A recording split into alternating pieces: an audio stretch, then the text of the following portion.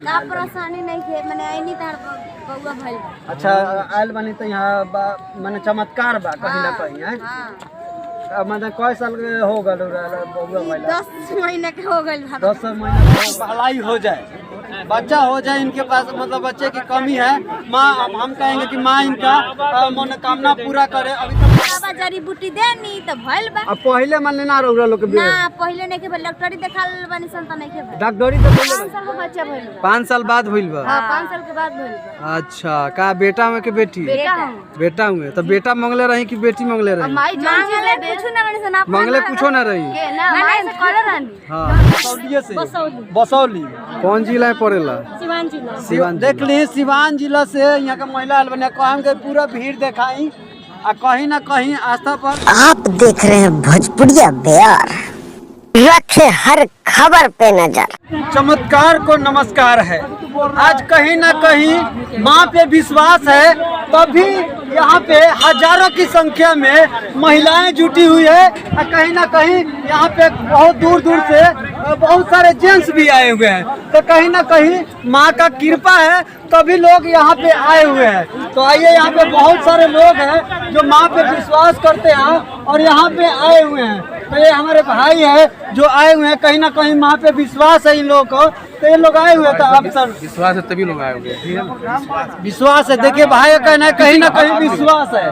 भैया पढ़े लिखे लोग भी है, ऐसी बात नहीं, कोई अनपढ़ नहीं है। अनपढ़ भी है, पढ़े लिखे सब तरह के लोग हैं। लोग कहते हैं कि ढोंगी है, तो ये क्या कहीं ना कहीं यार कहने वाले इतने लोग जो आए हैं कहीं ना कहीं विश्वास के ऊपर है। क्यों जी? विश्वास है ना। माँ अगर कोई भी अगर यहाँ से मिट्टी भी दे देता है तो किसी का भलाई हो जाए तो विश्वास के ऊपर है। विश्वास करना चाहिए। तो माँ का कहीं ना कहीं कृपा है। तो आप बाबा है कहाँ के रहने वाले? यहीं के रहने वाले हैं। कहीं ना कहीं आपके भी विश्वास है। और जितने भी लोग आए हुए हैं वो सब दुख से पीड़ित है, तभी आए हैं यहाँ पे आए। आप कहाँ से आए भैया? गरखा से आप आए हैं। आपको कैसे मालूम चला कि यहाँ पे आना चाहिए?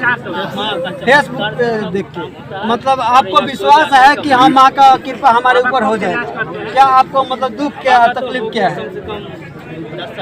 अच्छा ठीक है। तो भाई के समस्या है, मतलब ऐसे जो कि माँ पे विश्वास है कि भलाई हो जाए, बच्चा हो जाए इनके पास, मतलब बच्चे की कमी है। माँ हम कहेंगे कि माँ इनका मनोकामना पूरा करे। अभी तक बाबा से भेंट हुआ है कि नहीं? नहीं हुआ है। मतलब कब से आए हुए? नहीं, सुबह से आए हुए हैं। कहीं ना कहीं हजारों की संख्या में यहाँ पे महिलाएं आए हुए हैं, जेंट्स आए हुए हैं और दूर दराज से लोग आए हुए हैं। और माँ पे विश्वास है तभी लोग आए हुए हैं और यहाँ पे दर्शन भी किए हैं और इंतजार कर रहे हैं कि कब मेरा बारी आए कि मुझे भभूत मिल जाए ताकि हमारा भलाई हो जाए। तो चलिए, बहुत सारे लोग हैं और लोगों से भी जानने की कोशिश करते हैं। आप कहाँ से हैं? मगरी से। कहाँ पड़ता है? अच्छा, सिवान जिला से आप आए हैं। तो मतलब क्या आस्था लेकर आए हैं माँ के पास? अच्छा, दिखवाने के लिए है। आपको विश्वास है कहीं ना कहीं कि माँ हमारे ऊपर कृपा करेगी और हमारा भलाई हो जाएगा? विश्वास है ना? कहीं ना कहीं हजारों की संख्या में जो लोग आए हुए हैं और बहुत दूर दराज से लोग आए हैं। और मैं कहूँगा कैमरामैन से कि माँ का मंदिर को दिखाया जाए, जो माँ के मूर्त भी है, तो कैमरामैन से कहूँगा कि दिखाया जाए। और बहुत सारे महिलाएं भी आए हुए हैं। तो माँ के ऊपर कहीं ना कहीं विश्वास है और आस्था है। तो सारे महिलाएं भी आए हुए हैं। देखिए इधर आइए और लाइन लगा हुआ बहुत सारा।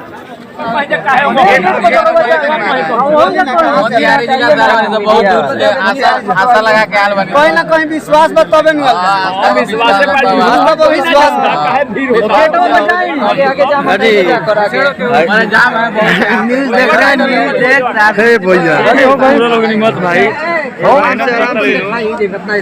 देखी कितना भीड़ बा यहाँ। दर्शन खातिर लाइन दर्शन दुर्लभ बा।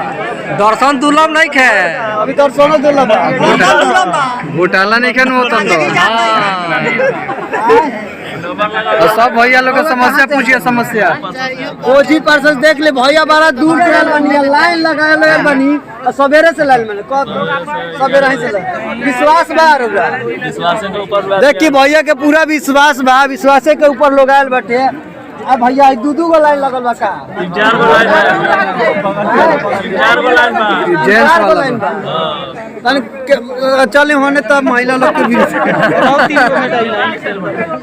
यहाँ के आयल बनी एगो महिला बनी जौन ढेर दूर से आयल बनी। कहाँ से आयल बनी? ये जी बांगड़ा से कांग्रेस से बनी। का प्रॉब्लम बा, का परेशानी बा? का परेशानी नहीं थे मैंने आई तार बउआ भइल बा। अच्छा आयल बनी तो यहाँ माने चमत्कार बा कहीं ना कहीं है। हाँ मतलब कई साल के हो गल बउआ भइला? 10 महीना के हो गइल बा। 10 महीना के हो गल बा। हैं? एगो भतीजो दे भइल बा। वो 10 महीना के हो गइल बा। तब यहीं आयल है ना देखाई है ना? ए बाबू है ना? 4 गो लड़का यहीं आयल से भइल। मतलब का चमत्कार बा? तनी हमें देखाई तनी। खिवाई नहीं सन देखाई नहीं सन बाबा जड़ी बूटी देनी तो भइल बा। अब पहले माने ना रौरा लोग के ना पहले नहीं के डॉक्टरी देखाल बनी सन त नहीं के भइल। डॉक्टरी देखैले बनी। हां आई बाबा के माने कहीं ना कहीं भभूत देला से ही। हां बहुत देला से अच्छा देला से। अच्छा एको गो रुपया बना ले बाबा 1 गो रुपया ना ले ली। ना अच्छा बाद में ना मांगिले। तो बाद में मांग पर डॉक्टर के लगे जान त कितना पैसा देता नी? हाँ माने बाबा बाद में भी मांगे नहीं पैसा। पैसा ना मांगे नी पूजा चढ़ेला माने खुशी से जे लोग अपन दान कर सकत नी। अच्छा रौरो बंगरे घर बा? ना हमरा रसौली अच्छा रसौली। अच्छा रौरा मतलब कब मतलब रौरी बच्चा भइले? हमर 5 साल के बच्चा भइल बा। 5 साल बाद भइल बा? हां 5 साल के बाद भइल बा। अच्छा का बेटा में के बेटी? बेटा हूं। बेटा हुए तो बेटा मंगले रही कि बेटी मंगले रही? माई मांगले कुछ ना बने से ना मंगले कुछो ना रही? के ना माई से कर रहनी। हाँ। हमर जन चुने के तन दी हमरा माने अच्छा। अच्छा बेटा चाहे बेटी कुछ भी पहले पहले से बनी तो दे ली। वाह ई तो बाबा के सचमुच देख में ली चमत्कार बा। सचमुच के चमत्कार बा। यहाँ देखी 2 गो महिला लोग आयल बलो कहत लो कि हम बाबा से मंगनी माँ के कृपा बा कहीं ना कहीं। तो 4 गो लड़का यहाँ खेलत लो और बहुत सारा यहाँ देखम कि यहाँ अभी तक कितना लाइन लग गई लाइन लोग लगल ले बा। आई काफी यहाँ महिला के भीड़ बाटे जो दूर दराज से भी आयल बाटे। कौन कैमरामैन से कहते कहीं कितना भीड़ भर बाटे। और 2 गो ना यहाँ 4 गो 5 गो लाइन लगल बा। पूजा कटावल जाता कि हमार नंबर कब है कब है। कहाँ से आप बनी लोग चाची?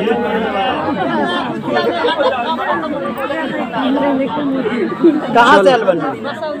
रसौलिये से। बसौली कौन जिला में पड़ेला? सिवान देख ली सिवान जिला से यहाँ के महिला आयल बने। कहम के पूरा भीड़ देखाई आ कहीं ना कहीं आस्था पर विश्वास बा। विश्वास बा विश्वास बा कहीं ना कहीं बाबा पर माँ पर। कैसे मालूम चल रौरा? रौरा मालूम फेसबुक पर देख के। अच्छा रौरा कहाँ से आयल बनी?